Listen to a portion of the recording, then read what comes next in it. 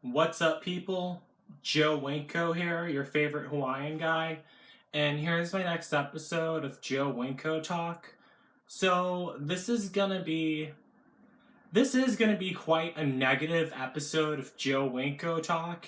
It's nothing exactly personal. It kind of gets personal. It kind of will get personal because I do have some personal stuff to say about this, and it will get a little gloomy. But it isn't really about myself at all. It's about something else that I've heard about recently, earlier this summer. So let me explain to you guys how I first heard of this. So I was over at my adoptive parents' house doing laundry, and my adoptive mother had her friend who was visiting, and her friend was talking to her about these abandoned houses she saw a long time ago. Somehow they started talking about intimate domain. I wasn't listening to their whole conversation, but I was just washing my clothes and everything. But then my adoptive parents and their friend, they got on the computer and they started watching videos on YouTube. And I heard the people in the YouTube videos talking. Then I heard someone say New London, Connecticut. And right away, like a light bulb kind of came on in my head because New London, Connecticut, I'm kind of really fascinated with that place. I always wanted to visit New London, Connecticut. I first heard of the town in New London, Connecticut from the Michelle Garvey case. I did an episode of Chilling Crimes about that. I'll have the link in the pinned comments to that episode. New London, Connecticut is also where one of my upcoming Sims 2 horror series is supposed to take place, American Ghost Story, House of the Haunted, which I have yet to start.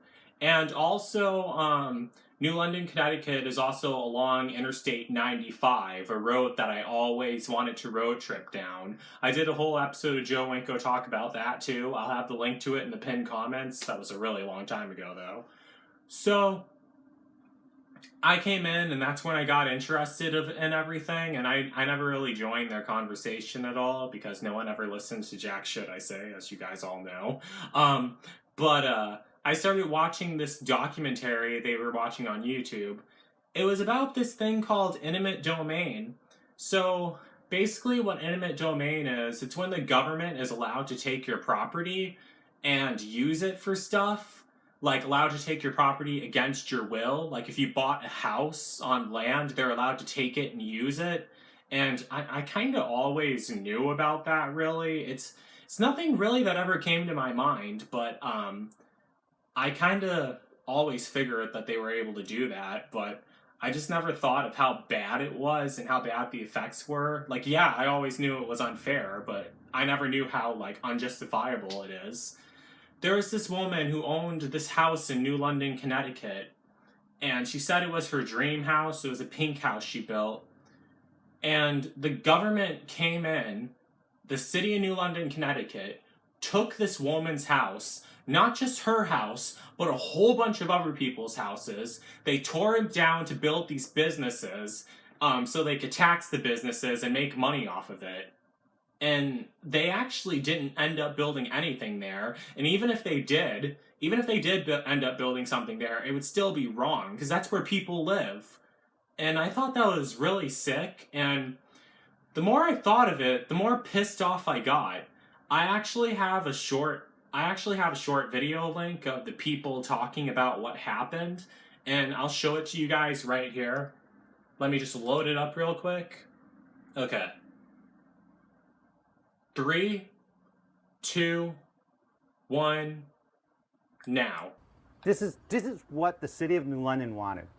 This is what they took our homes for. This vast amount of land. You know, this is what the U.S. Supreme Court said, that the city of New London was justified in taking our homes. Okay? An empty field. You know, as far as I'm concerned, it's an empty dream.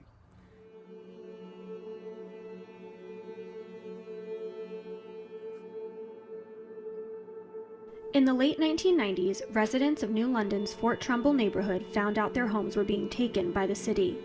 The city wanted to transfer the property from the residents to a private development company, and they fought back. The case went before the Supreme Court, which ruled 5-4 in favor of the city. When I first started this battle, it was about me and my little pink house, but it grew into something much bigger than that. Kilo and her neighbors' properties were taken through eminent domain. Eminent domain is the power of government to take someone's property away from them. The Constitution of the U.S. and of every state imposes 2 limits. It has to be for public use, and just compensation must be paid. We actually really couldn't believe that, They never give you much for compensation, somebody's home in case you're away all from wondering. them to give it to a developer to develop for not a public purpose. Michael Cristofaro grew up in the Fort Trumbull neighborhood in his parents' home. When they learned the city was trying to take their home, the Cristofaros joined in the fight against the city of New London. Personally, I had a hard time coming here for 7 years. Right at that 3rd telephone pole with the gray transformer sitting up on top was where the entrance to my family's homestead. There was 97 acres, I believe. There were, I think, 78 homes. They were all torn down for the redevelopment project that never happened. Here we are, 78 2015, homes. 15, 16 years later, no development, nothing. Eminent domain is used against the people who the government thinks can't fight back. People need to organize in opposition to eminent domain when it occurs. Now 10 years after the Supreme Court's ruling, the city of New London is still trying to figure out what to do with the land. My name is Darrell Justin Finizio. I'm the mayor of the city of New London, and I became mayor in 2011. We have not committed the worst sin of eminent domain in the Kilo case until we transfer that property to private development, and that has not happened yet. And if we can find another way forward where we can use traditional public use on those lands, that would certainly be the way that I would want to go. How about and the way giving I'll them their advocate for. houses back? More Asshole. states need to pass stronger laws. The states that haven't passed anything definitely need to pass strong laws. But I do think eventually Kilo will be overturned. The court will have to do more than that to get back to the original meaning of public use. Many of the old Fort Trumbull residents left New London after their homes were demolished, and the memories of their fight still sting. I have not been back to the Fort Trumbull neighborhood since I left it. They took our homes by eminent domain. I don't think, I think there's several of us that haven't been back. I mean, it's just a hurtful spot. Suzette's house was, right here in the corner. And actually the stairs used to come right up here and they used to go up. It was a cute house and she took such wonderful care of it. Your home is your sanctuary, and it should be protected by the government so you can have your home and live there and have your life, your dreams, your memories.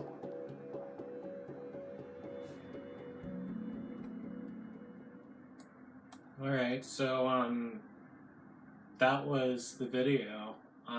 What happened to those people? So basically, as you guys all saw, the government just came in, said, "Oh, we're tearing down your property because we want to make money, and by starting these businesses and force all of you guys out of your homes." They tried fighting back, but they didn't lose, and the government took it over, forced them all out, and tore down their homes, and now it's just a bunch of grass and shit there. That's very unfair, and it pisses me off. It's all about the money. That's what this whole world is about. It's about how much money you make. Money is the root of all evil. Like, if you don't have enough money, no one will want to date you or be friends with you at all. If you don't have enough money, you can't do anything. And people will tear apart your homes and kick you out just for money. These people couldn't fight back. They had more than 70 houses lost. All those people did. That's messed up and that's really unfair. And it made me feel really sad. I feel bad for all those people. Because I remember watching in one video, that woman loved her pink house. She said she loved the view of the water and everything. She loved where she lived. And they don't want to go back there at all because, it's too painful. Because they had everything stolen from them. And now it's just, open space that's never been used in, 15 years. And it makes me sick, really. Um, and to get to the gloomy part of this, everything I hear, and I know a lot about stuff going on in the world, but everything I hear, I definitely personalize it and everything. I know people are gonna call me, "Oh, Joe, you're so pessimistic. You're only focusing on all the bad things in life." Well, I'm sorry to hate to break it to you guys, but from my perspective, the negative is much stronger than the positive. These people all lost their homes, and no one is doing anything about it. And it's still just empty land. If I had the power to do this, what I would want to do, I would ask all those people what did their homes look like at first and everything. And I would and I would rebuild get a whole bunch of people gathered together, get the land back and rebuild all their houses and make sure they never get taken away and make sure they can stay there forever and their life goes back to normal. But I'm kind of too stupid to know how to figure that out, and it's kind of sad. Well, I'm not stupid, I just don't. I don't even think there's any way to. The government's really powerful, really. They have control over everything. And it's fucked up, really. But get to the gloomy part about this. As I said, I personalize everything I hear about on the news and everything, and you guys might think I'm sound pessimistic about this. I was gonna say that I'm gonna be talking about this in another episode of Joe Winko Talk. Like, the reason why I think about death at all, and the reason why I don't fear death.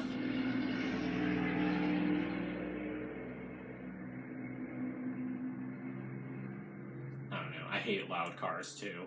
But the reason why I think about death a lot, and the reason why I don't fear death, is because, I feel like I would be leaving nothing behind. I don't like the way this world works.